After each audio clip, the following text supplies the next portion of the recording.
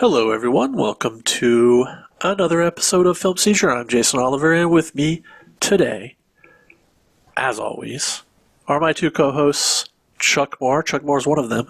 Say hello, Chuck. Hello. I am one of them. He is one of them. I am here.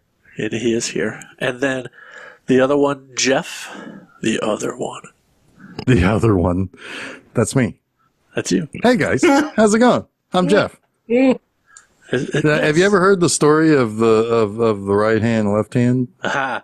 Dream, little one's dream. Yeah. Well, we're going to hear about that story and more with this week's episode, which is 1955's Charles Laughton directed film Night of the Hunter. Woo! Starring the incomparable Robert Mitchum and a somewhat underused Shelley Winters, I will say. Oh, okay. Okay. Well, I've got something to say about that. But I mentioned in a chat that she's kind of like sort of made a career out of the woman who remarries the wrong man. Because she's also in Lolita. She marries Humbert Humpert, which talk about the wrong man. But yeah, so this is Night of the Hunter. So all right, so this is the first of 5 films in April that I've curated. And I will admit that Night of the Hunter is the one. Well, I should say our first film and our last film, we're going to go chronologically, are the ones I've seen the least, but that I like quite a bit. And this one, Night of the Hunter, I have not seen in a very, very long time. The one I have seen, the one at the end of the month, I've seen most recently. But yes, this is a beautifully shot, like gothic horror style film from the 50s, but it takes place during the Great Depression. So it's telling its story in the past, based on a novel, which I've never read. And I kind of wanted to do this one because I hadn't seen it in a while. I've always had like very, very fond, like conceptions of this movie. And I know Susan likes this movie, and we both hadn't seen it in a while. So I was like, it'd be fun to watch that again. It's been quite a while. And this, I think, is maybe the 3rd or 4th movie from Fantomas's the director's cut that we have covered on the podcast, the music, because the music is just such a striking part of this movie. But I think that's right? We did the Night of the Hunter. I thought I want to challenge you. The Godfather and Rosemary's Baby. Yeah. Yeah. I thought you said this was a yearly Christmas movie for you guys. No, I don't think so.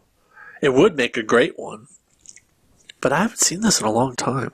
Maybe I made this up because you recommended this to me. I'll just jump in my history with this movie.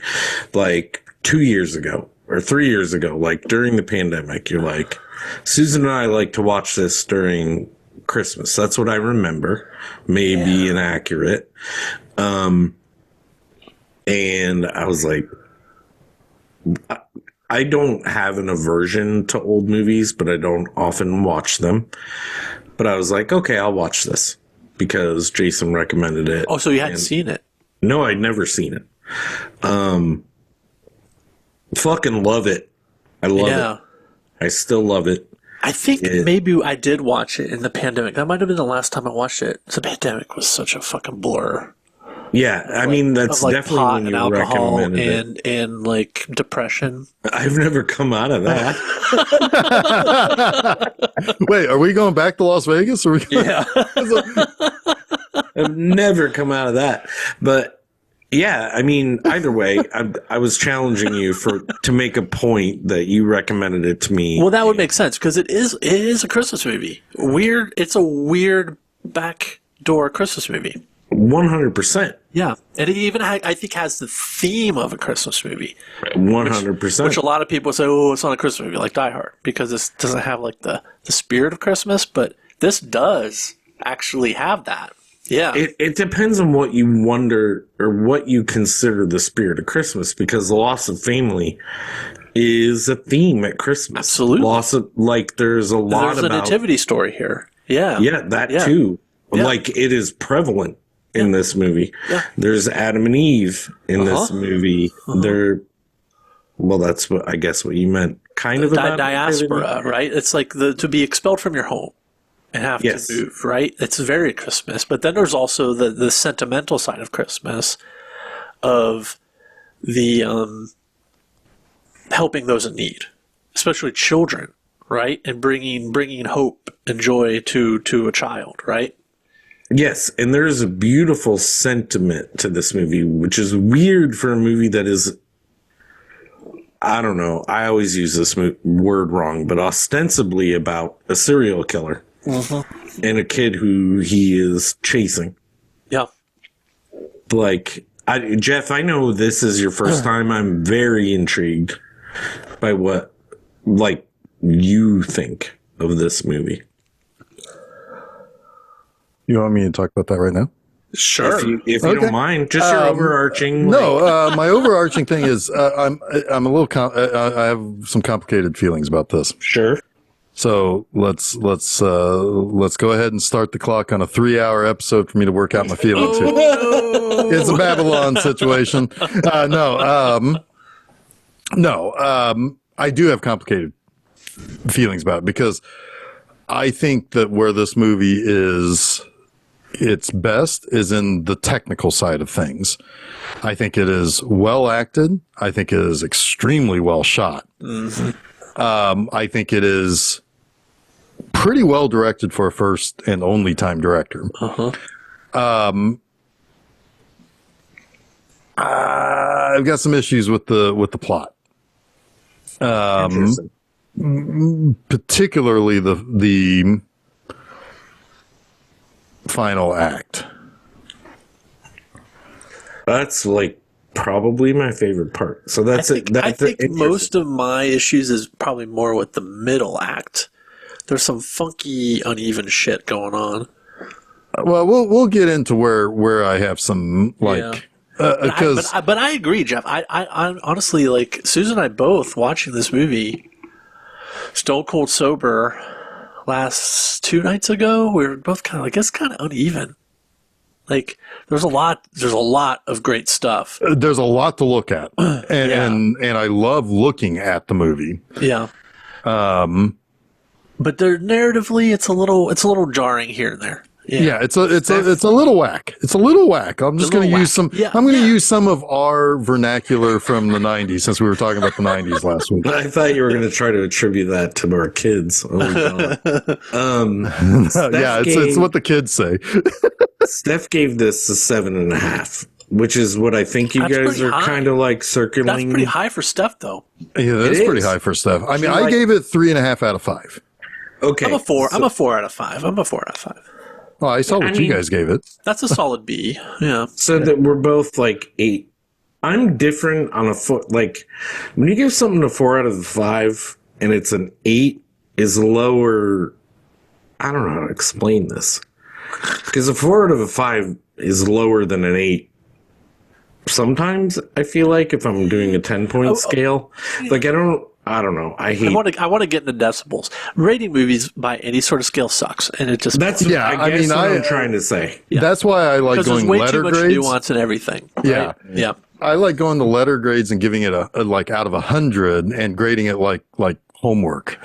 You know, like I think of it more like on the school grading system, where it's I've seen your grading system and I'm cool with it, but that's too much work for me. Nah, it's easy. It's easy. For you it is. But I've seen your grading system too, Jeff, and I don't want to like get too critical about criticism here, but I see a lot of like 4.5s. I'm just like, come on, these aren't all 4.5s. You know what I mean? On my scale, they are. Yeah, I guess. But yeah, I mean, there is like if you're grading Night of the Hunter for what it is and what genre it's in, is not going to be the same as grading like Ben-Hur Right. versus Right. Like how do you they grade? can both have a 4.5, but one could be way better. What are Right, we I working mean, with whatever. as a baseline, right? And Well, where I think it's- and what is our ceiling? Yeah, my baseline is entertainment. If I'm entertained, if it passes that, then it's likely going to be at least a B minus. And then it's a scale at that point. Because like once I get into the C's, then I'm going to have more things that are going to trip me up than, where it's like, it was entertaining, but this was really stupid, and then you get your, anyway, that's. We should mention, I think it's fair to mention that this movie was not well reviewed when it came out. No.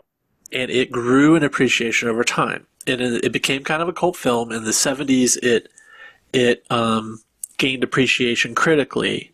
And it suddenly became a film that is studied in so-called important film schools. Susan watched this movie in a Gothic horror class at NYU. So it's like, and that was in 1998, right? So it's a movie that has gained appreciation, but I don't think it's a perfect film. I don't. No, but it is deserving of reappreciation over time. It is. I don't doubt that. And it is deserving of some of like the envelope it pushed. Especially for 56 or 55. It kind of shocks me in a way for an American movie in the 50s. Yeah.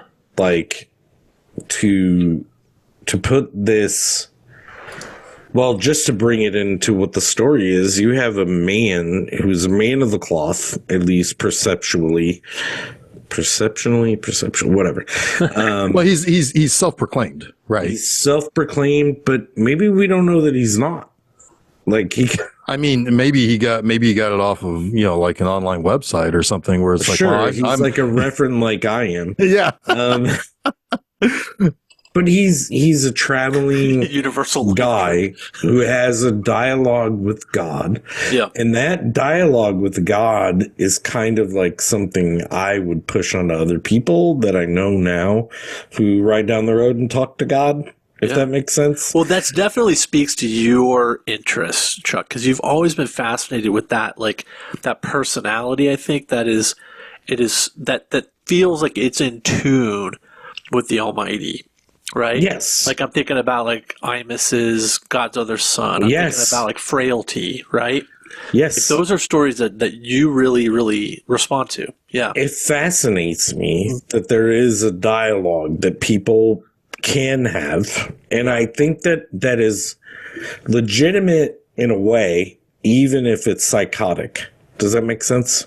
Yes. Oh, Yeah. absolutely, because you see it infect people later.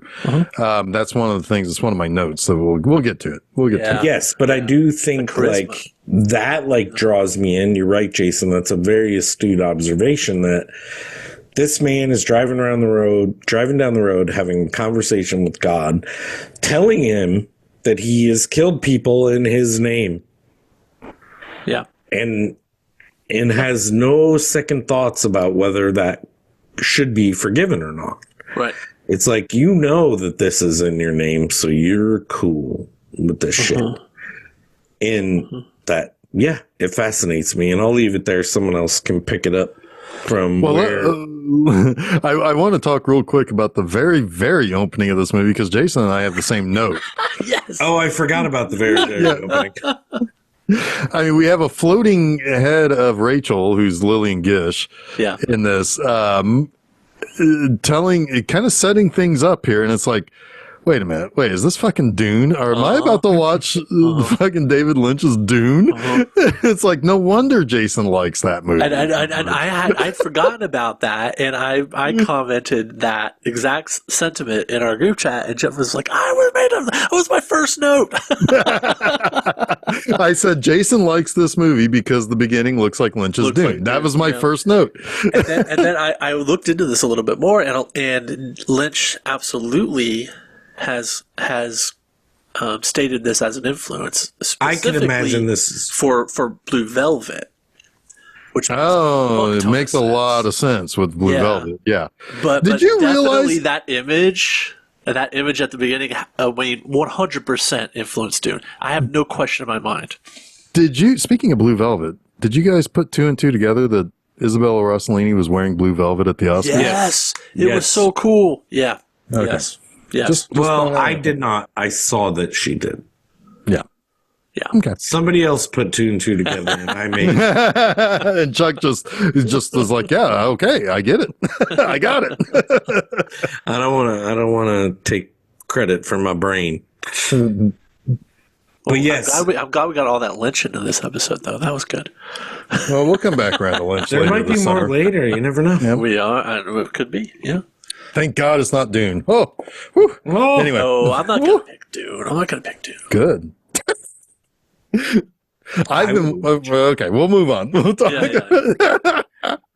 This I didn't realize this movie takes place in Clarksburg, West Virginia. I used to live near Clarksburg, West Virginia. Is that where the Mountain I Mamas used to are? take the last train to Clarksburg. I was about to say the last train to Clarksburg. Oh, I remember. I can't help but to Jason. think that every time I drive to Cincinnati because you drive past Clarksville, Indiana. Yeah. I remember I met Jason at the station in Did you guys make out? That's what that's about. Yes. I don't remember. Yes, we did. Jason says yes. We did. We don't remember. I'm heartbroken. Oh shit. Should mention the cinematography in this movie, which I think is its true like shining jewel. Was shot by Stanley Cortez, who also did the Magnificent Ambersons, which was Orson Welles' follow-up to Citizen Kane. Oh wow. Before that, he did The Black Cat, which was a Universal classic. Correct. Horror And movie. he also has done the Vinegar Syndrome release of Flesh for Fantasy, which is a really nifty little anthology. Flesh and Fantasy, sorry. Little nifty little anthology. Yes. 3 segments. Little nifty. Yeah. Oh my God, he shot the extra shit in '68 for They Saved Hitler's Brain. This guy's a genius. Oh. That movie's awful. He's had a weird career, right? Yeah. He did Shock Corridor in '63. And he did some like late noir stuff, like with Naked Kiss and Young Dillinger with Nick Adams. Wow. yeah. Oh, like wow. His late career is strange. But by no stretch of the imagination, like this and Magnificent Ambersons are his true masterpieces, and my God, they both look magnificent. This movie looks magnificent at every turn. Magnificent Ambersons. Yes, it looks magnificent Ambersons. Yeah, this is a movie that benefits heavily off of black and white. Yes. It is so stark. It's either lit or it's in shadow. Yeah. It's German expressionism. Yeah. Like it's absolutely inspired by that style, and man, it just adds to the ominous aspect of it, like this looming treachery. Mm-hmm. And then of course you've got Robert Mitchum at the absolute top of his treacherous game, giving body to that, right? I got a question for you. I'm betting you know, but I got a question. Oh damn! Now I'm nervous. Probably don't. Is the love and hate on De Niro's fingers in Cape Fear referencing that he's playing Mitchum's character from Cape Fear from this movie? That's a great question. I would have say to think 100%. Yeah, I would think so too. yeah. I've never read that definitively, but I have to think so. Yeah. It's Because De Niro is kind of playing this character.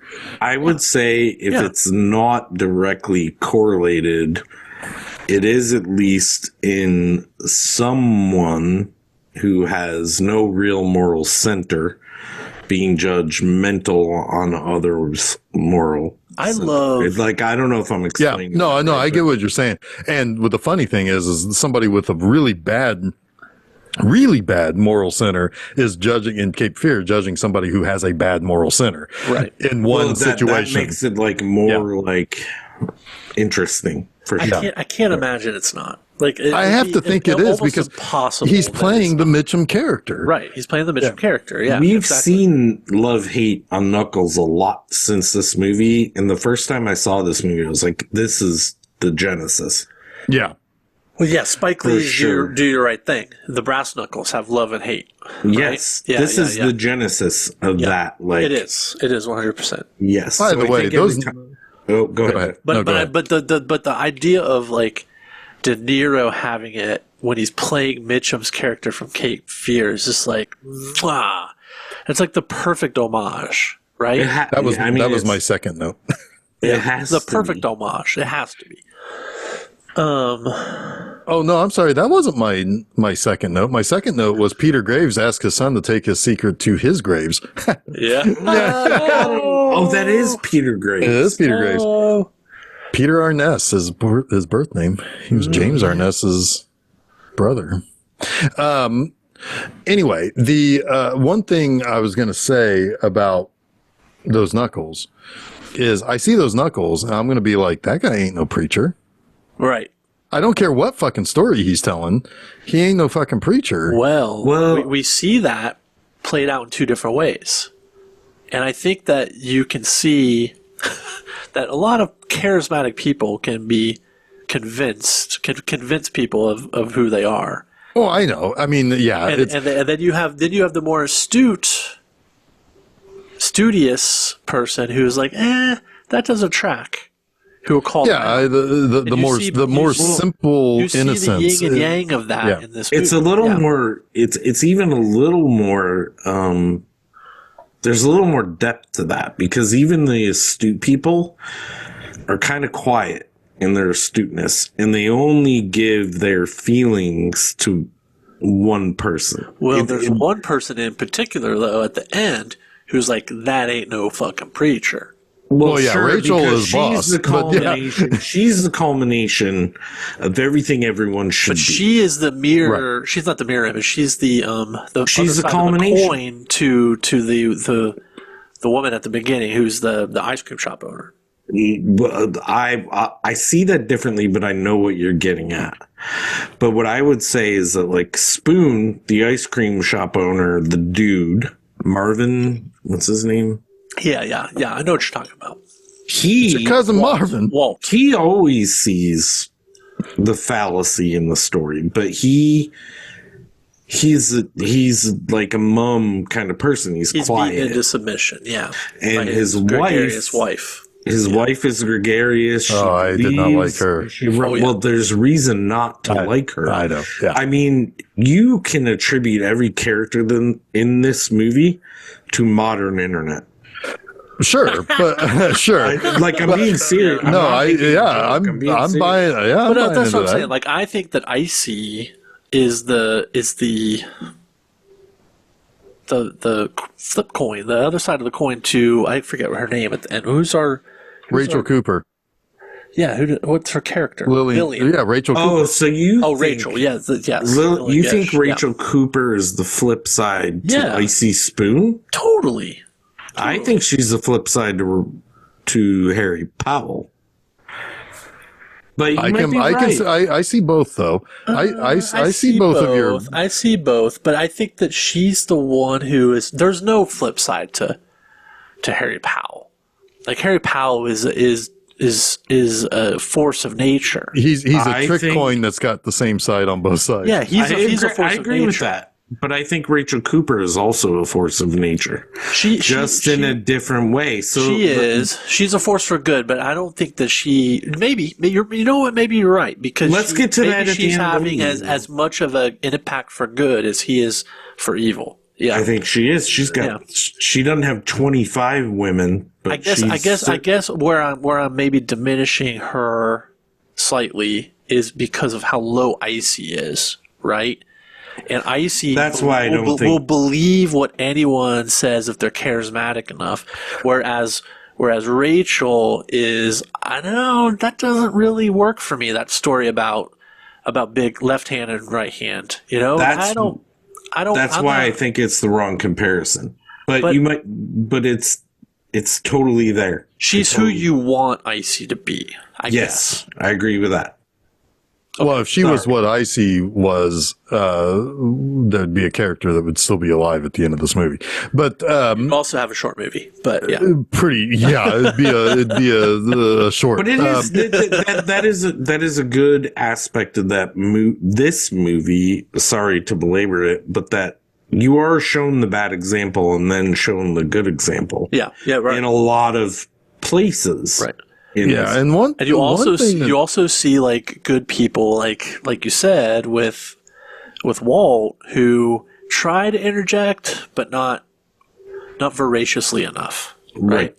Yep. Right. Yeah, I mean, Rachel, she is also the one who recognizes that, she talks about like a good tree will bear good fruit and a bad tree will never bear good fruit. Yeah. Well, if Harry Powell is the bad tree, the moment he takes root into Clarksburg, everything goes south. Everything sours. Everything has gone bad. That's great. I love that. Yeah, that's a really interesting way to look at it. And sorry, because I don't think of him as a tree at all. But like I never thought of him as that. So I think that's awesome. And it's just, she's just setting the tone that says that it's just saying basically once evil settles, everybody is going to be touched by it one way or another. And sure enough, everybody in that town is touched by it. And Shelley Winters, the mom, she's like infected by it, not only through the roots, but also through the other roots, the advocates, the advocates. Yeah. And what happens? Pressured to feel a certain way. Yep. And later, what happens to those good people of Clarksburg? They become a lynch mob. Yes. They're done for. It's like they will now forever be tainted. Yeah. By his presence. Right. Damn. You know what? Fuck. I was kind of. You know what, Chuck? Fuck. I was kind of like. I kind of like didn't love the lynch mob ending, but now I kind of love it. No, it's fucking great. It makes so much sense. It does. That's my favorite thing of the end of this movie. Yeah, is the fact that it's like, oh no, they've been betrayed and they've been poisoned, and now they want blood for blood. Right, and they're never gonna be the same. Yeah. Yep. You know what's funny about that? And it's handled way more terribly. And I don't want to incite you, Jeff. That's how I feel about the mob in the Halloween movies that I'm not going to get mad were about made. That. Yeah, I know you're not gonna jump into it. You're not gonna buy into what I'm saying, but that is there is it's the roots have decayed. Yeah. Right. It's it's absolutely the right comparison. And it's the right thing. It's just what's done so poorly in that movie. That's what that's all I'm going to say. I know that's what you dislike about how they did it. But if you're taking it at face value, you can make that. Yeah. Sure. Yeah. No, it's absolutely the right idea. Yeah. Yeah. Yep. No, I've got a lot to say. I'm going to say your says. No. I'm going to say we'll get to it into the third act where I feel like the movie fails me a little bit, but the lynch mob was not. Okay, it was not one of those things. Let's back up a little to the beginning. Yeah. Just to lay out the story. Because there is a matter of $10,000 here. So yes. There is. It's kind of the correct. I'm trying to get the characters' names right. But Ben Harper or John Harper? John is the kid. By the way, Billy Chapin is a great actor. Yeah. The kid? Yeah. He's fucking fantastic, and he only acted really as a child. Yeah. His facial reactions to things, like what he does with his face in this movie, is really good. But also, I think it's part of like some of my technical issues with the movie is I feel like a lot of them were inserts. Like Lawton was kind of trying to get the right reactions, and they don't feel they don't feel like naturally edited. Did you see a lot of editing? I did not, but I'm not the best. I think some of this movie's flaws are in the editing. And that might But I think be it's first-time because- director. Yes, and I think it's because he wasn't getting what he wanted when he wanted it, and he had to like pick things up. Yeah. But we can't give the kid shit for this. No, he's No, incredible. no, He's no, no. incredible. He's Yeah. incredible. Yeah. Stephanie made a joke, and I have to make it now, that she always has to steal her kisses from me because that actor's name is, or the character's name is Ben Harper. There are no innocent criminals in this movie, but sorry, I assume you guys know Ben Yes, Harper. I know right? Ben Harper. Yeah. But we don't know how he did it, but he stole No. $10,000 Doesn't from matter. a bank, Yep. I think, And he has a gun. and he killed 2 people. Yep. Yep. And he arrives at home, and he basically calls out to his kid and eventually hides money in a specific place. Should I call it out now, Jeff, or just Let's go ahead. It should be said that John and Pearl are the 2 kids, and they're Yes. always together. yes, little like 7 and 5, maybe, I don't know, 8 and 5. Their ages are never called out, but they're But Pearl less is than 8, certainly, more than 2. yeah, certainly I would say Pearl is, yeah, you're probably about right. 5, 6, somewhere around there. Yeah. I mean, she's definitely a school kid because they do call out the fact that Willa, who is Shelley Winters, has taken them out of school. Yes.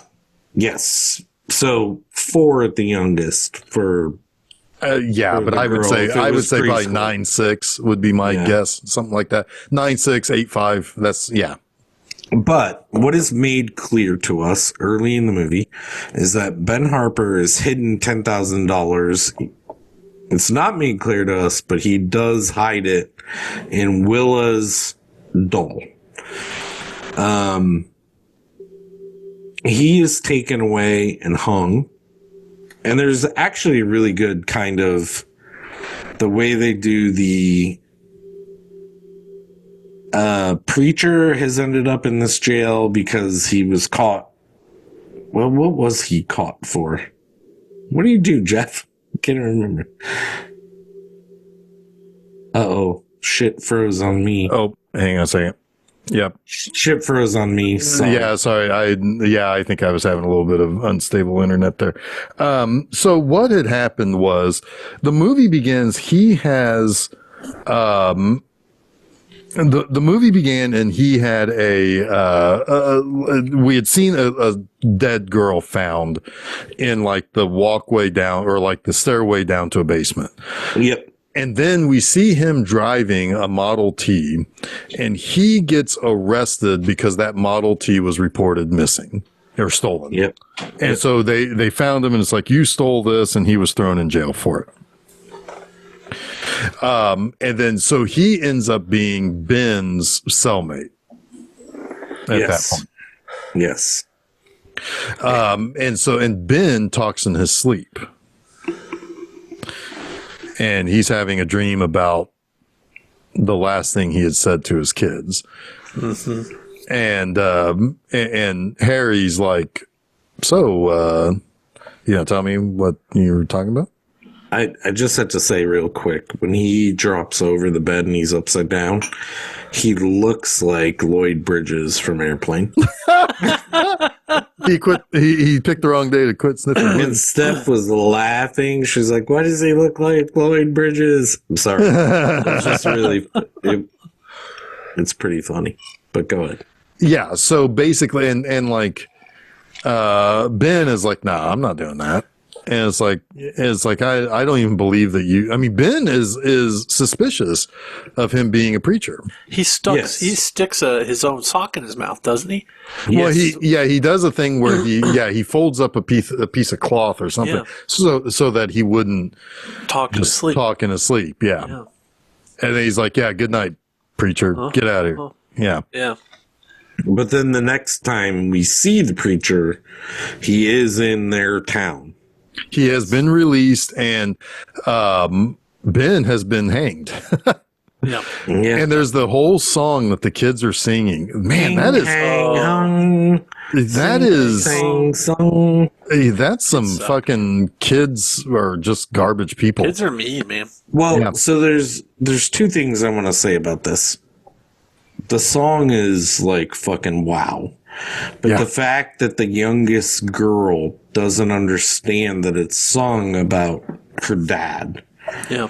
is really sad because she sings it later, but it also like informs her character about what she does throughout the movie, right? Because she's not making the connection. She thinks her dad is still alive.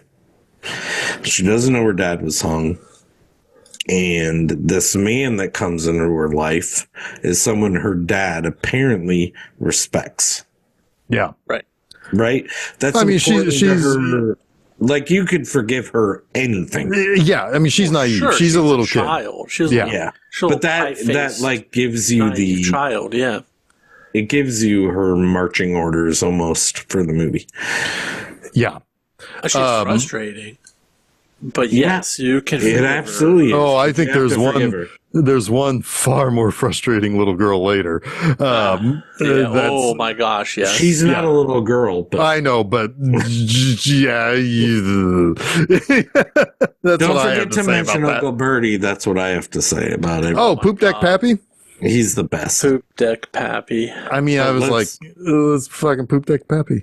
Anyway, but no, but Is that legit him? That's legit no, him? no. That was character.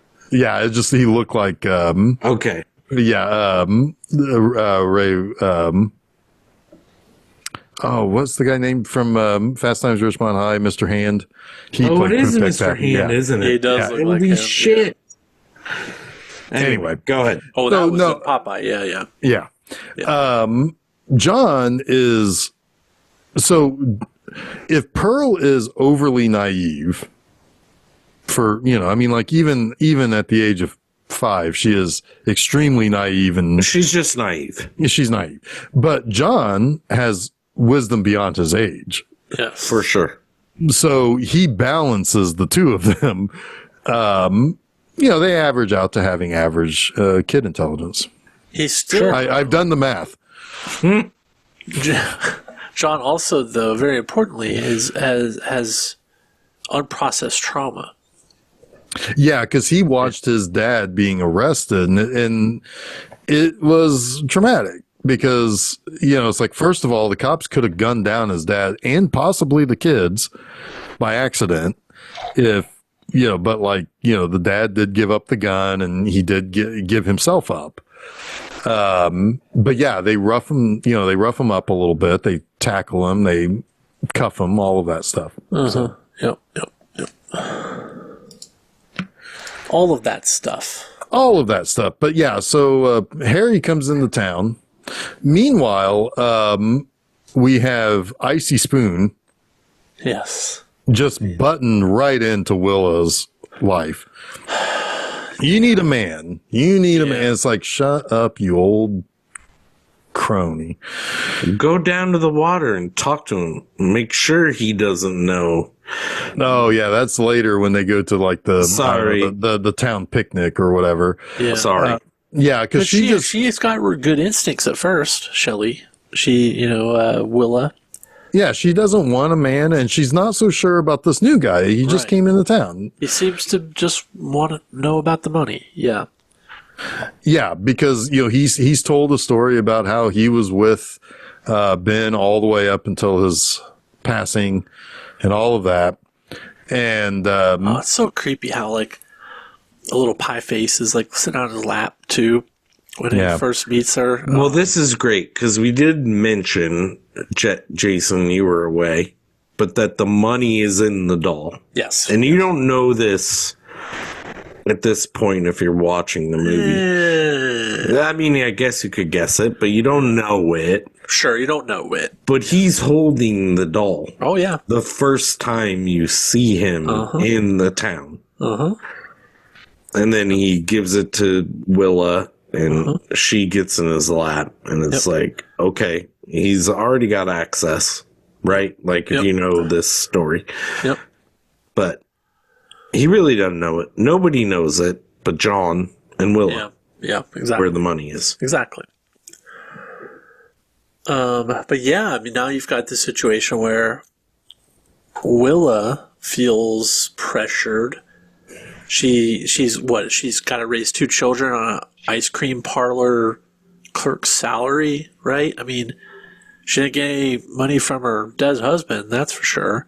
Nope. How's she gonna fucking afford eggs? It's John and Pearl are the kids, by the way. John and Pearl. Yeah, Pearl. Yeah, thank you. I was saying Willa for the kid. You were right on Willa as the Pie adult. face. Yeah. Pearl. Pie face Pearl. Yeah. But yes. So yeah, she's kind of pressured into this whole deal, and her whole sticking point is, I heard him asking about the money. And so, yes, like you said, Icy said, well, ask him straight up about it. And she does, and she gets a satisfying answer. But it's bullshit, right? Because we know. Because we know. We know. And I think he said something along the lines of, he told me he threw it in the river or something like that. I don't know. Yep. But John doesn't believe it. Pearl's just dumb. Oblivious kid. She's a dumb, oblivious kid. She just misses her daddy. And now we've got a situation where John is kind of like the adult in this situation.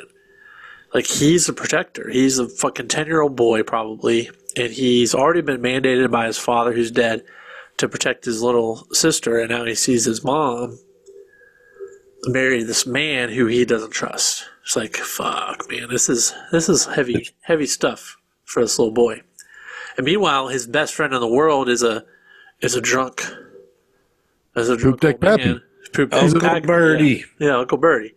Who you really want to be like the guy who helps at some point in this movie, and it never is. It's so devastatingly sad that Poop Deck Pappy never comes through. I think it's good, honestly. I know, but it's like, it's part of like but yes, it's part of like the good of the story. Well, both. Yeah, it's both. I think because Poop Deck Pappy, as you guys are calling him, Yeah, we're gonna call him that. he would Uncle never Birdie. have. He would never have been able to give these kids the help that they deserve. But the one thing that he was supposed to be doing was like getting the dinghy fixed. And it worked.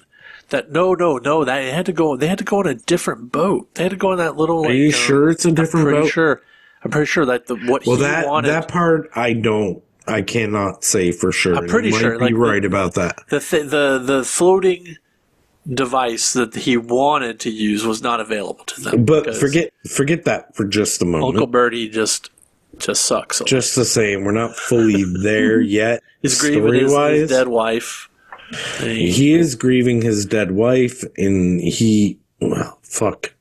I don't want to say all this already. Oh, all right. Well, what he saw in the water. Oh yeah, no, we'll get there. But one thing he does, I'll say what I have to say about this when we get there. That's fair. Let's move forward. When we first see him, we're a little ahead of ourselves. Yes. Yeah. When we first see him, he is, he is about to have a drink, and he does talk about how his wife is always watching him, and so he turns the picture down so she doesn't. Yeah, and he wants to make a coffee for John, and yeah.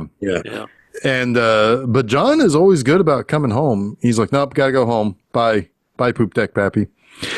Right. And I got to look after Pearl. That's what he. That's an important note. Yeah. Thank you, Jason.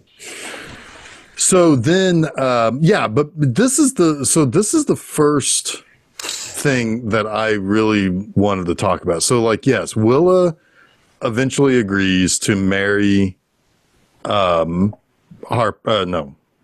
what's his, Harry. Powell.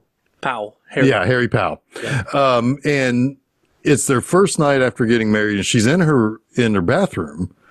And she's like real nervous about, kind of like getting herself ready to kind of for the first night. Right.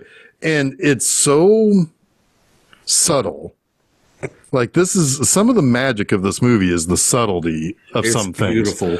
And it's so natural. Like Charles Laughton really should have made more movies. Yeah, he should. Because it's little moments like this that is like some really, really good directing, like among top tier types of directing. Because he doesn't have to show all of her preparation for this. He could just edit it to where it shows her opening the bathroom door and coming into the bedroom. Yeah. No, he shows the entire prep work, and it's sweet, it's natural, it's enlightening on her. Yeah, it's right, and it's just it's such a nice little scene that then. But it's also but it's also like devastating at the same time. Well, that's who this man is. When the door that's exactly what I was getting to. Is that moments later you understand how she can't expect anything from this guy. She can't expect a normal life. The evil tree has taken root. Yeah, and he wants none of this. Yeah, I mean, and it's such a heartbreak on her face, and then she has to cower to it. Yeah. And then she's poisoned forever at this point. Oh God, the way that all of that shot is so unbelievably beautiful. This is why I think this movie is a 4.5 or 5 for me.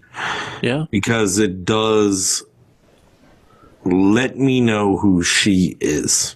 Right? Like, and it's a short spurt of her just getting ready to walk into the room, and then her devastation at his response, and then her response to his response is like, it's so natural to just fall into it's a subservience, right? Yes, she falls right into subservience. Yeah. And it's only believable because of what we saw before. Yeah. Yeah. Well, and the thing otherwise, we'd just be like, how did she just start fucking believing? No, you're absolutely right. Yeah. Well, the thing that's really scary and really sad about her subservience is that those kids are totally fucked at this point. Yeah. I mean, like, those kids they aren't, but no, they're not. But you can see, I mean, like, if it came down to... Well, John is resilient beyond... Right. But I'm saying, like, if something that happened if something doesn't end up happening here in a little bit of time, there's never going to be a chance for those kids to get their mother on their side. There's definitely fortuitousness for these kids, not what you were just alluding to, because of what happens to mom, which is one of the coolest things I've ever seen in a movie. Like, her demise is like awe-inspiring in ways, but these kids are insane. Like, John is. Yeah. Like, his resiliency and his, like, I want to be that kid when I grow up. In ways. I mean that. Yeah. I mean that, like, sincerely. Like, his response to what happens in his life is inspiring. Well, it's a fight response, right? Like, this is a kid who he doesn't fully comprehend what is happening. He gets the good gist of it. He knows the danger and he knows safety, right? And he's in a fight response for this entire movie. And it's not until the end where he allows that fight response to rescind, right? And there's still a little question in it. Yeah. Like a small one. Yeah. But yeah, absolutely. I'm with you. Yeah. And then what happens after he shuts her down, and then she prays to God to be what he wants. And it's like, oh, she's lost. Yeah. It's like, yeah. Yeah. But what does that do? It transitions to her becoming practically a co-preacher with him. And that shot of the two torches, I mean, she's burning in hell at this point. And then that is insane. Not only that, but the reverse shot of the audience of the flock also framed by the torches. I mean, they're burning in hell. I mean, the evil tree has rooted. Yeah. And it's over. Yeah. Lawton knew what the fuck he was doing with that. Yep. And she looks crazed. Yeah. She's not the person she was just one scene before. Yeah. I mean, in a way, it mirrors what you see of the pitchfork and the mob, Absolutely. later, Absolutely. because they're crazed at that Right. point. Right. And of course, like, torches and pitchforks and the image of hell anyway, right? It's all there. Yep. But it is like understated too. Yeah. As well as overstated in the movie, it is understated. Because it's because just, there's a mundanity to it, right? It's all yes, just that's what I'm saying. They're accepted just so easily. hanging there. It's not like a real, I don't know how to say it, but I think you understand what I'm saying. Jason could probably explain it better. But the way that the flames are hanging in the air are just mundane. Yeah. Yeah. Yeah, it's just there to light the place, but the way acceptance. and the way that people are standing behind it or seated behind it changes the whole utility of it. Yeah. You Right. see it, Yep. but Yep. yeah. Yeah. So then, at this point, Harry can do whatever he wants at this point. So he starts to try to twist it out of the kids. Right. That's the whole objective at this point. It's like, I got to figure out where the money is. Which $10,000 in the Depression era, we did the inflation calculation. It's around like $170,000 today. Ooh. Which would be pretty good money in the Depression. I'm rich. Yep. But yeah, he's got to kind of twist it out of him. And he's there's kind of like the big moment where Willa, like John has been trying to tell his mom. It's like he's asking about the money. He's asking about the money, and she won't believe him because she's under the spell now of Preacher Harry. But then she overhears it. She overhears him. I think he's asking Pearl. Yeah, he is. He is. And she's like, oh my God, right? Like it kind of all comes crashing down. She's kind of like, they're right. And he is kind of maybe what I suspected he was all along, right? There's a guilt, there's a protective aspect of her that comes out. And she confronts him about it. And I ain't gonna go. Kinda. She lays in bed and asks him. Yes, that's true. That is true. It's not like a violent confrontation or a forceful confrontation, but She's still trying to make sense of why he did that. right. She's hoping it's not the worst case scenario. Yes. I don't know how to get there in talk, so go ahead. But he recognizes that it's that now she's tainted, right? It's always there's always going to be a suspicion there, and so he murders her. Just they do a psycho before psycho. yeah. So talk about that because it is an amazing fucking shot that happens in the water. Well, yeah, but I guess the murder or the aftermath, because you don't really see them. Well, the murder is pretty good shot too. You don't see the murder, but what see a little bit of it, but he is doing by raising his hand in the window, he's not holding his knife yet, but he's raising his hand and like kind of, it's like a gesticulation of something to come.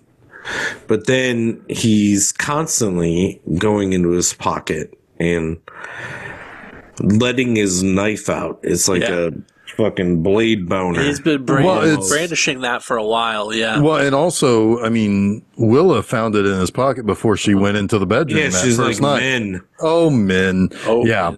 Yeah. Yes, but it is like a blade boner because he lets it out whenever he's excited. Right. Yeah. Right? Like He denies himself like his his sexuality. his sexual It's so serial killer fucking shit, man. Like it this is. psychology of, like, Psychosexual, sex and and the psychosis. Yeah, man. You're right. You're absolutely right. tough. About it. Like the knife is his like erection. It's his. It is. Yeah. It is. Yeah. And I don't know how to go from it.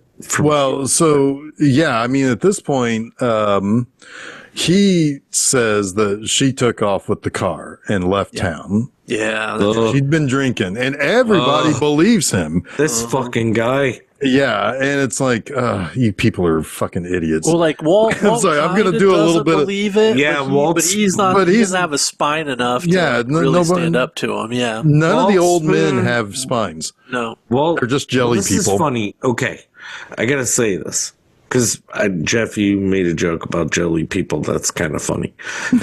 But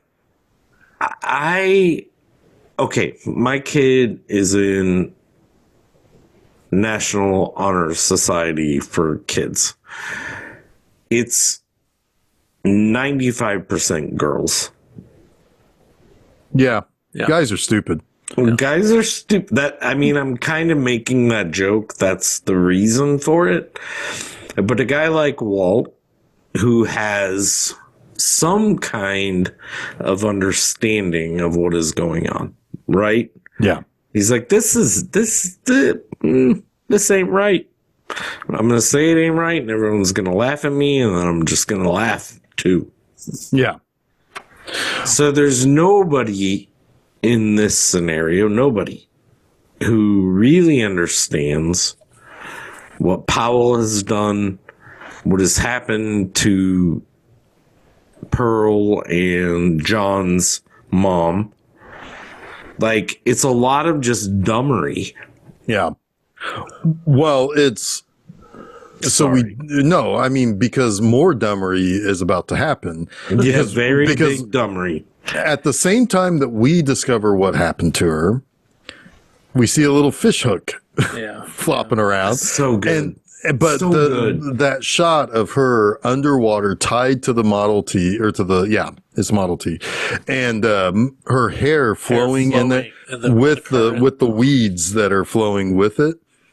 That had to be astounding Do you at get the Carnival time, right? Souls vibes from that? I do Yeah, a little bit, Yeah. a little bit. Yeah. Oh, absolutely. Yeah.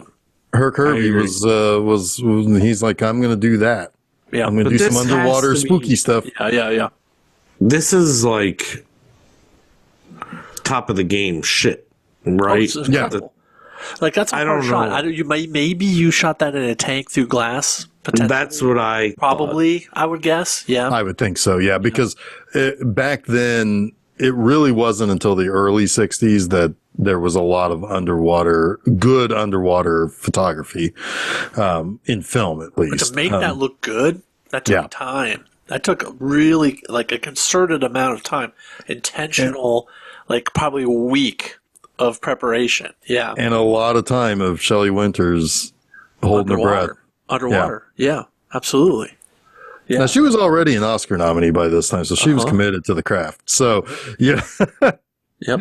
But anyway, yeah, and it's Poop Deck Pappy that finds her, Yeah.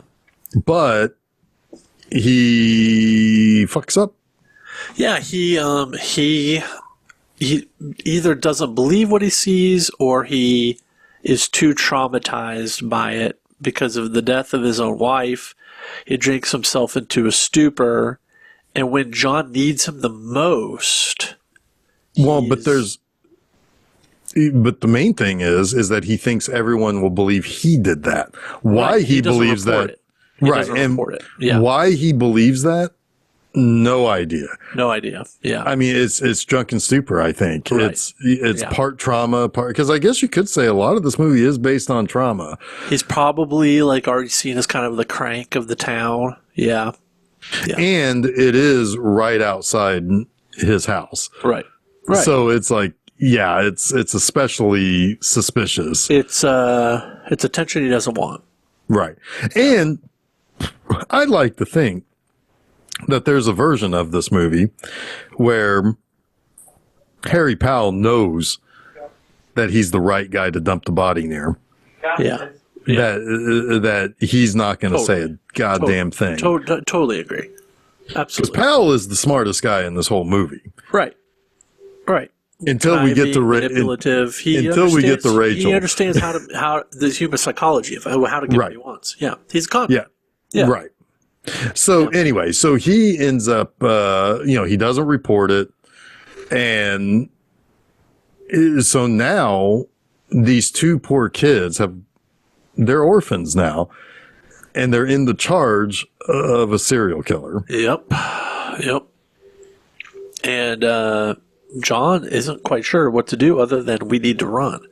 He tells Pearl, we've got to go. We're going tonight. But unfortunately, Harry comes home before they can leave, and he's got them cornered in the cellar. But they kind of get bailed out because at the same time that's happening, Icy shows up because she's gonna. Icy at the end of the day, even though she's pretty bad judge of character, and pretty pretty judgmental about people. She also is stuck in her traditions, and she's gonna bring a meal to the family who just had their mother, I guess, abscond. Is the story at this point? RUNNOFT. Yeah. Yeah. What was that? Was that Forrest Gump? No, it's George Clooney. Why can't I remember the name of the movie? RUNOFF? With the Coen brothers. Oh yeah, Oh Brother. Oh Brother. Yeah. My brain broke on me. Yes. Anyway, but she demands, he tells her that they're in the basement hiding from him. And she demands they come up, and they're kind of like, well, we've got no choice. So they go up into the kitchen, and they kind of have to, they're sort of safe at the moment because there's another adult in the room. As long as she's there, they're okay. Yeah.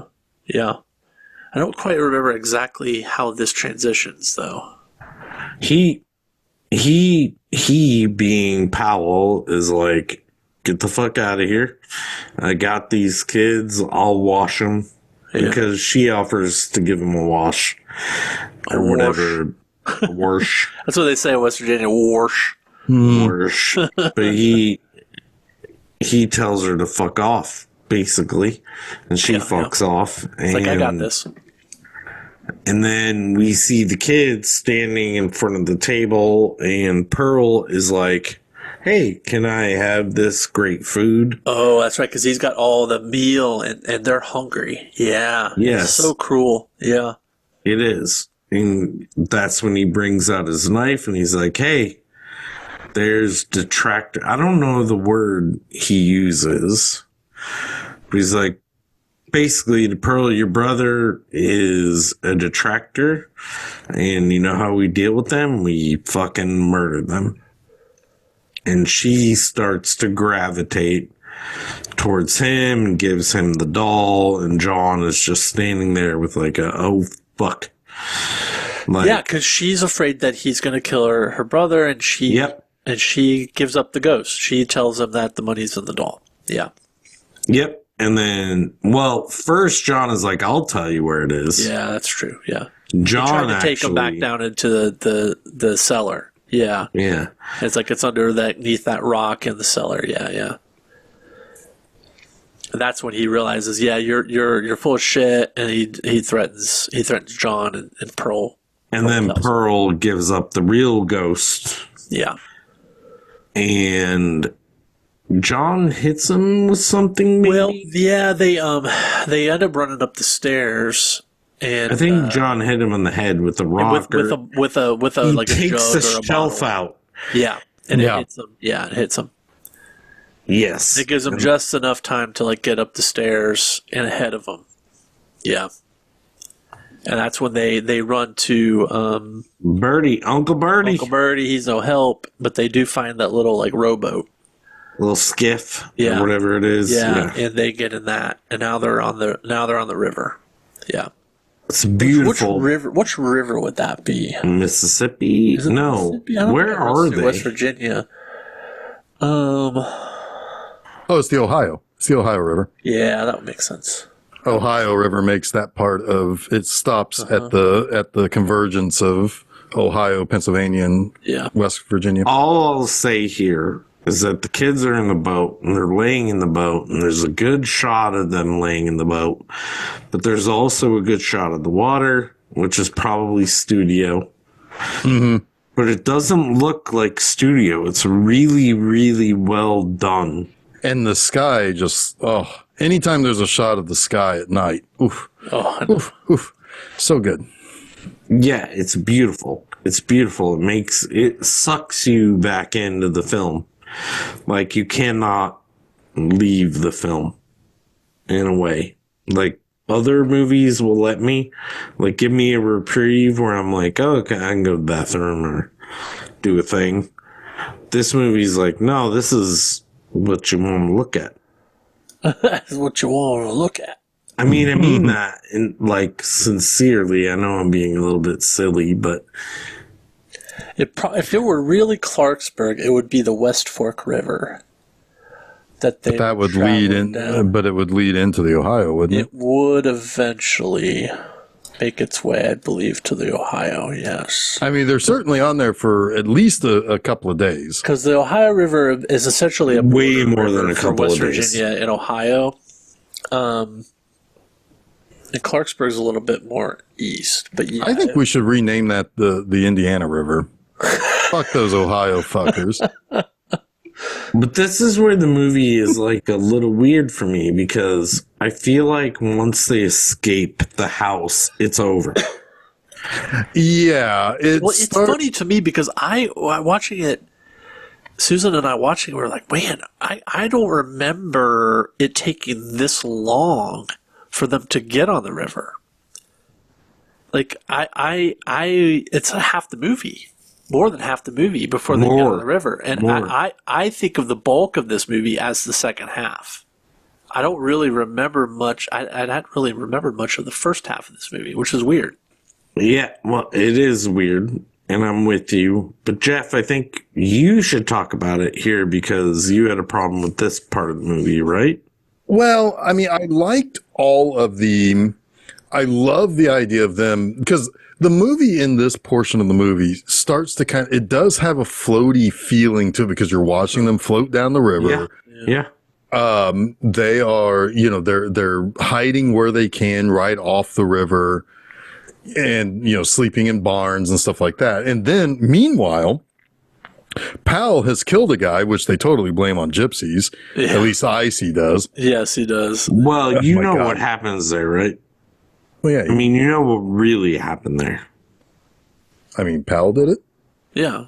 Yes, Powell killed a farmer for his horse. Yeah. Right. But Icy, yeah. Icy. But that's another moment where the husband realizes what's and she shouts him down. Yeah. And it's like, there's gypsies around. He's like, I don't know. They don't come around that often, and it's like, do they come around at all?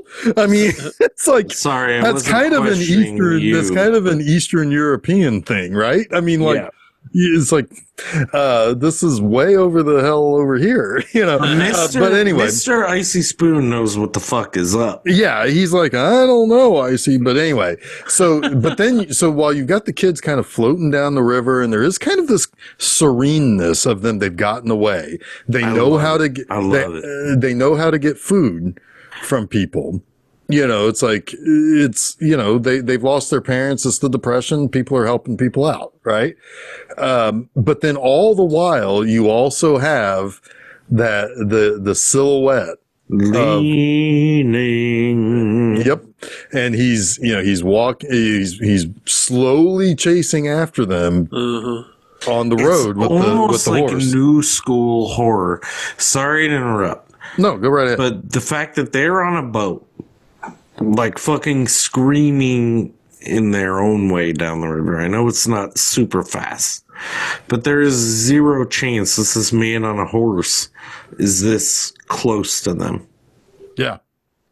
He's almost like a new school horror.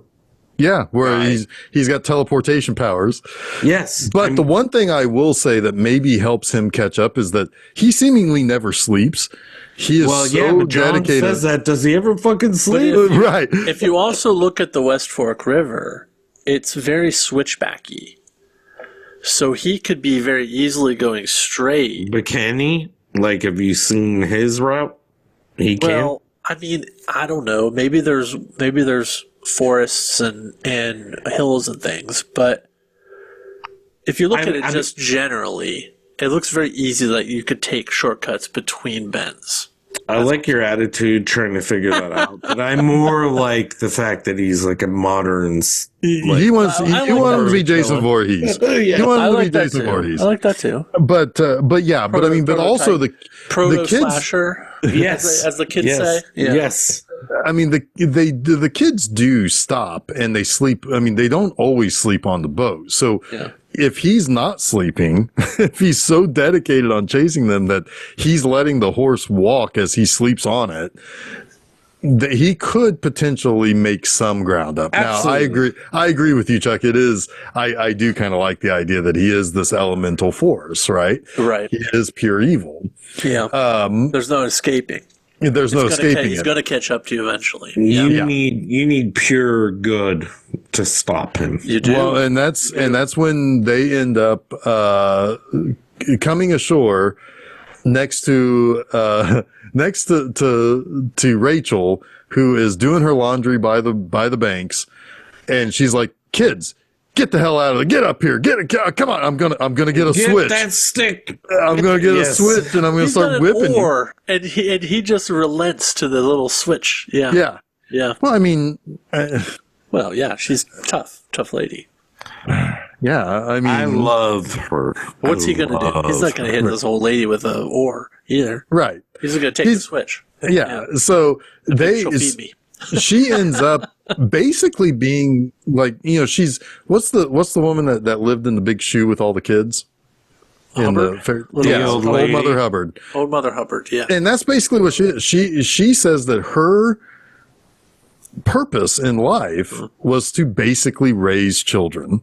Well, I think to even like in this time period, like her way of giving back and helping in the Depression is to help wayward children. Yeah. Yeah. It's her purpose. Yeah. Yeah. And so she's got kids that range from roughly however old, Late teens, probably. Pearl. 21 to 14, 10. I mean, I would say, because I don't think Ruby is much older than 16 or 17. You might be right. Agree. I agree with that. She's late teen. Yeah. So let's say 17 to 7. Like something like that, right? Raise all the kids. Right. It's like bring me your poor, your huddled masses. She's America. Yeah, she is. She The really America we don't believe in anymore. Right. Yeah. Right. Yeah, exactly. But so all of this stuff I'm cool with, right? It's like I'm cool with the idea that they found someplace safe, and it's with a pretty tough old bird. Yep. Because The toughest. I mean, as much as Rachel was like willing to switch John's ass if he didn't get out of the boat fast enough, she is very good to these kids. She takes care of them. She gives them purpose. She gives them little tasks to do with her. They're being well reared at this point. Mm-hmm. And all of this stuff I like. At one point, so there is the oldest of the kids that she has, which is Ruby. And we do see at one point in time, they go into town to do some business. And Ruby has developed a little bit because all the little boys want to talk to her. Uh-huh. Uh-huh. And by little boys, I mean little boys, actors who look like they're 25, teenage-ish boys. Yeah. Yeah. Teenage boys in the Great Depression probably did look 25. So, but anyway, it's like, are you going to be able to get out? It's like there's been a little bit of grab ass being played in town. is all I'm saying, because he's like, are you going to be able to get away from the old lady tonight? And she's like, I don't know. But basically, Rachel is good enough to understand that, yeah, Ruby is trying to sow her oats too, right? And it's about time for her to leave this coop. And, oh, by the way, it's Rachel Cooper. I did that by total accident, leaving the coop. Anyway.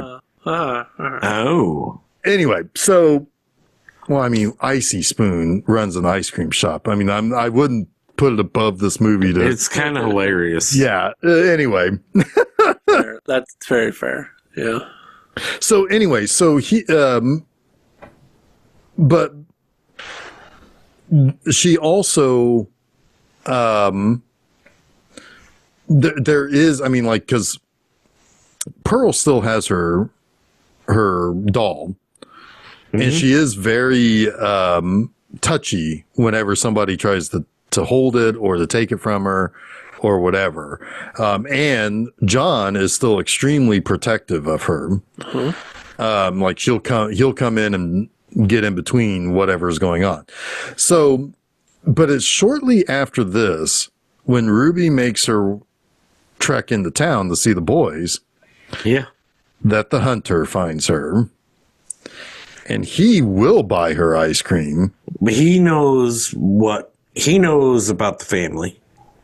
He's already seen them there. Yes. He knows the family. He's going to buy her ice cream. He's going to ensure that she can identify John and Pearl. And she also gives him a way in. She gives him a way in a way, like he can't just walk in, right? Well, no, but she's taken by him. Well, yes, like that isn't in for sure. And if he was to say, "Will you let get by the old lady?" Well, sure, but if he showed up at night, she's not gonna hide from him. She might even let him get even closer.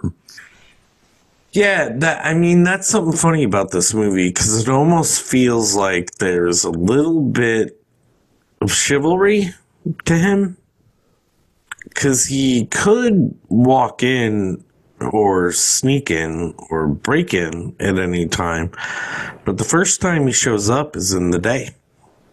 Yeah, I mean, Yeah. I think it's all what I part. mean? Yeah, I mean, I kind of took it as this is all part of his predation. His what? His predation. He's a predator. He's preying predation. Predation. Yeah. Predation. I don't know that word. Yeah.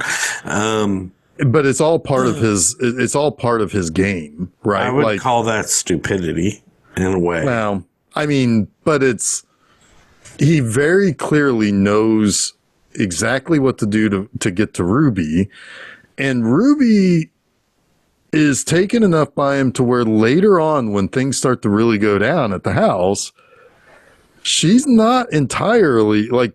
There has to be some convincing to say, hey, that's a bad guy out there. She's the one character I don't understand. Well, I'll tell you right now, she's the character that should have died in this movie. She should have been killed at some point in this final act. Because she should know. She should. But although Rachel does give her the out by saying she's so desperate to find love, she doesn't know what she's looking at or what she's going around doing. Like Sure, Rachel kind of gives the her last moment at the house, like everyone there should know what's happening. Well, they should, but yeah, I mean, There's a weird moment where she tells him what he wants to know and then immediately realizes that she shouldn't have, and it's very odd. Yeah, I agree. I mean, with that I think she should have been the final victim. Yeah. I'm kind of glad she wasn't, but what I will say now is the funniest part of the movie, which threw me the fuck off, is the Wild Coyote Powell got shot in the arm moment, where he's running, like, so Yes.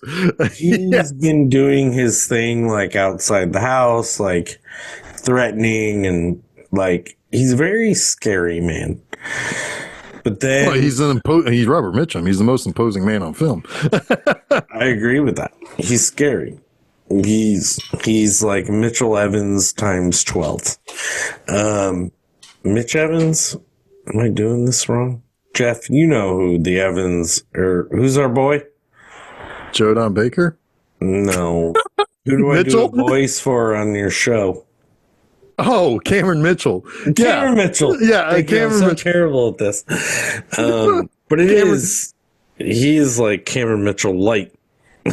In a lot of ways. I mean, I would say Cameron Mitchell is Robert Mitchum light. That's what I meant. Yeah. Yes. Yeah, I was good. Yes. I mean, yeah. But no, yeah. I mean, he's just sitting there. He's just waiting for them to fuck up. When he gets shot in the arm, he's like, woohoo, woohoo. Yes. Yeah. It's very like Warner Brothers. It is. Yeah, it is. I found that. I was like, is he teasing them? What is this? What is the sound he's making? It's not. I think it's legit. Yeah, I think it is you're too. right. Yeah. You're totally right. Yeah. It's weird. But no, but like what the whole standoff, he comes, like she's going to, like she's defending, like Rachel's defending the homestead, and he's just outside waiting for his moment. That's really scary. Yeah.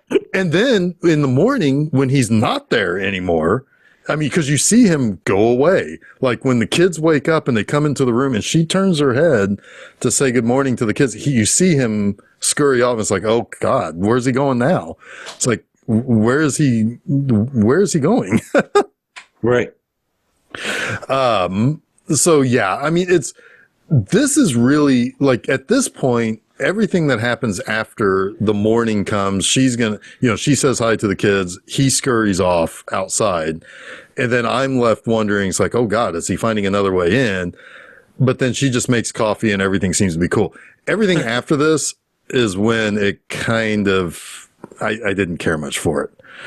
I didn't care much for the final, 10 minutes or whatever. The gift giving and all that. Well, yeah, it's like that felt out of place because it's like, they're still kind of like, okay. I mean, like I get the, I as much as I like the concept of the lynch mob, and as much as early on in the film, I like the idea that back in 1955, there is a character being portrayed as a guard at a prison who has trouble processing when somebody is hanged. Right. For him to be so excited that this guy isn't going to be hanged, I was like, what? It's too extreme. Like, it's too extreme. It's like, why is everybody like, I get why ultimately John can't bring himself to testify. I get that that's part of that trauma, although I think that's not very well. I don't think it's explained super well executed, right? And as much as like some of this got like cut in editing, like well, yeah, because it's like at the end of the day, 15 minutes feels at the end of the day oddly edited. How do we know that Harry Powell was successfully transferred to another prison after avoiding I mean, he could have very easily have snapped those motherfuckers' necks and then just shown right back up at Rachel's. It's like, this is too easy. This ending is too light for what this movie was. Yeah. And that's why it fell apart for me at the end. Yeah. I don't disagree with that at all. I don't either. I mean, I had like a thought, but no. I mean, again, I mean, I like the even the sentimentality of it. I like the gift giving, everything, and I like John. Him. I really love him going and wrapping the apple. That's what I was going to get into. There are some nice things there. Apple stuff. Because she saved him. Right. She saved him. With the apple. He is finally like finding a space where he can even think about giving kindness to someone or being reciprocal, right? Because he's been in this traumatic experience for the last, I don't know, 6 months or whatever it is. There's a really sublime beauty to that, and the way she accepts it is so sweet too, right? There's never been a more bountiful gift or something like that she says, right? She knows it's not the gift, it's the gesture, right? Well, and he is also giving her the impression that he feels safe and he's got hope. Right. Now, there are nice things here. I'm not going to say that that's not, it was such a jarring twist of, we were going from this guy is really bad and we don't know what happened to him. Yeah. I would not sleep well at night. Right. Yeah. I mean, again, this is like Loomis he looking. got shot. He went to jail. He ain't coming for you. They caught him in the barn. But I mean, but he then ain't coming for you. Yeah, but the thing is to save him from the lynch mob, the prison guards transported him someplace else where we never find out where. Exactly. This is just like Loomis shooting Michael Myers off the balcony, and then he looks down and he's not there, and it's like this mental institution. The movie could end with us hearing Harry breathing and seeing different shots of different areas. It's not wholly satisfying as far as his fate either. Yeah.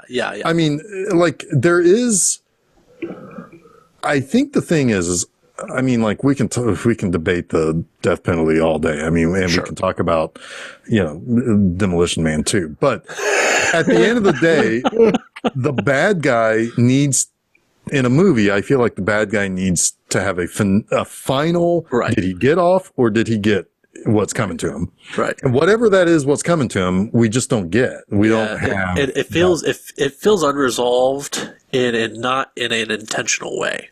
Yeah. Yes. Yeah. I kind of like it in retrospect that kind of evil does walk. But we don't get that either. No, we don't. It just feels but it can walk. It can walk. Then the last scene of John feeling good, it doesn't match. Right, but no, I don't get that sense. I don't get that. Like, no, there's definitely not a definitive. Like, this is what we're looking at for sure. But I do like that in horror. Yeah, but I just don't think that the movie is doing that here. I agree. Yeah. Or if it is, it's not doing it well. Yeah. Yeah.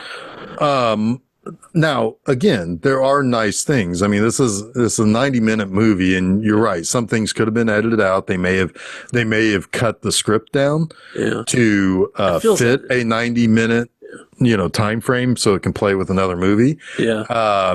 I don't know, but I feel like the book probably will give us that's fair finality. Yeah. I'm sure there's something about that. Something in there. I mean, even if it's an epilogue where a grown-up John reads about how Harry Powell died in his prison cell at the age of, 75 or whatever. Yeah, whatever. I mean, at least we know he ended up in prison and he never hunted again. Yeah. But anyway, I don't know. It's the technical aspects of this movie is the special for me, is what makes this movie special. The way this movie is shot is just so thematically on point, right? Mm-hmm. The light and the dark. Yep. And it's there in almost every scene, and it is very compelling to look at. I like this movie quite a bit. I'm glad I picked it. Glad we watched it. Oh, I'm glad to see it. Yeah, it's one of those movies where it's kind of like considered pretty damn important. I love it, and Chuck loves it. I think we've hit the entire spectrum of feelings on this movie. I agree. I cannot say enough. I mean, like visually, it's so appealing. It's one of the best looking movies. Yeah, I mean, and like I said, it certainly benefits from being black and white. Mm-hmm. So yeah, it's a beautiful movie, and just, I mean, amazing how, I mean, you just don't often think about the things you see in this movie in that era. You know, just so good. Screw so you, good. Uncle Birdie. Screw you. Uncle Bertie. Yeah, you could have really cut this movie in half here, Uncle Birdie. I will say that the book, the plot was based on a true story of a Harry Powers. He was hanged in 1932 for the murders of 2 widows and 3 children in Quiet Dell, West Virginia. Yep. Indeed. So yeah, he lured his victims through Lonely Hearts advertisements. Oh, that's like, talk about Predator. That's a fucking Predator. That's a little bit. That's a little bit Twin Peaksy too, actually. The Flesh World magazine. Yeah. Oh, the also shot. There were location shots of West Virginia State Penitentiary. Oh, The original idea, or the visual idea of Shawshank. Yeah. And isn't it haunted as hell too? Doesn't Zach Baggins go there every now and then?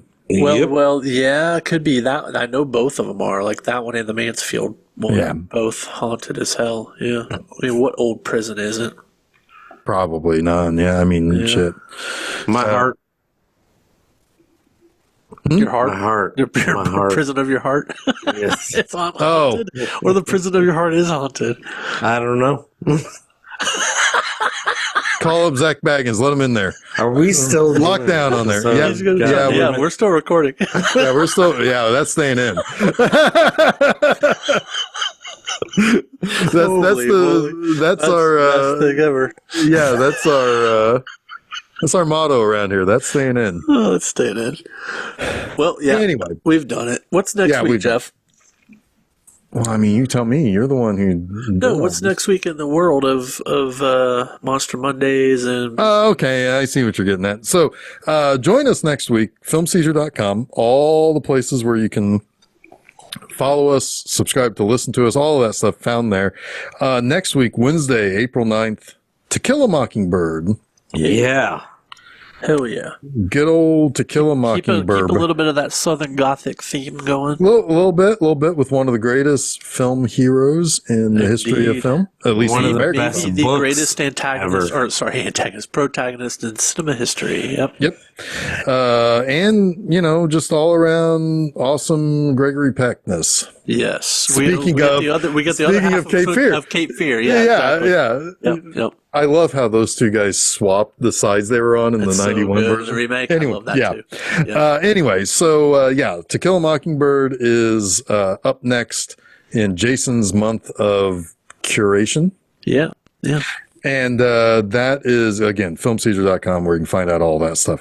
On Monday, April 7th, all those same places, I have a new episode of Monster Mondays for Children of the Corn. Hell yeah. I did a little research for you two, from you two guys that I included in that episode. So, talking about Stephen King adaptations. I think it was the first Stephen King I ever did on Monster Mondays. So that's why I wanted your insights on what's up with all the wonkiness with the adaptations and whatnot.